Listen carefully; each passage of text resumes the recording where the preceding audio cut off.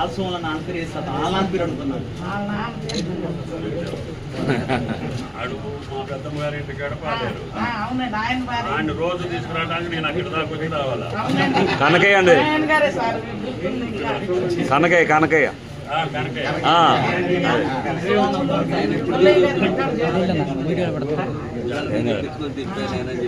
ఇంకా నేను ఏం చేయమంటారు ఏంటి అనేది నాకు చెప్తే నేను ఎలక్షన్ కోడ్ ఉంది, సింగరేణి వాళ్ళని తీసుకుని వస్తా ఊళ్ళోకి. ఎమ్మెల్యే గారికి కూడా చెప్పండి, అసలు మనకి ఏం కావాలా వాళ్ళు ఏం చేస్తున్నారు, మన కోరిక ఏంటి, వాళ్ళ పద్ధతి ఏంటి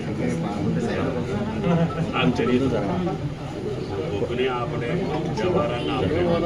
మా అంబేద్కర్ నగరం మీరు ఏం చేస్తారు ఏం కావాలనేది మీరు కరెక్ట్గా ప్రపోజల్ పెట్టుకుంటే నేను ముఖ్యమంత్రితో మాట్లాడి దాన్ని ఎట్లా చేయాలో మీకు అనుకూలంగా. నాకు తెలిసి అక్కడి నుంచి మీరు బయటకు వెళ్తాం తప్ప వేరే మార్గం